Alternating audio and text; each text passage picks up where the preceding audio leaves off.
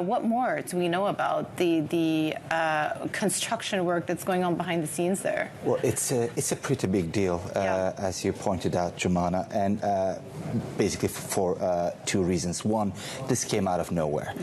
Turkey was long known to be working on long-range ballistic missile capabilities from as far back as 1990s, although the country's increasing military capabilities became more of a subject of popular discussion over the last few years as its domestically produced drones were being used, deployed in theaters of war from South Caucasus to North and even East Africa. But the long-range ballistic missile work was long on the way. What's interesting about the unveiling that just happened is that the closest thing that Turkey was known to be working on was another missile called Cenk, which had a 3,000-kilometer range. So this Yildirimhan, this particular missile, represents a huge leap in Turkey's potential capabilities to project power using long-range missiles, which in this case is an ICBM. Well, exactly. I was going to ask you, where does this fit into the broader picture of what Turkey's trying to do to beef up its defense? You know, the team have also been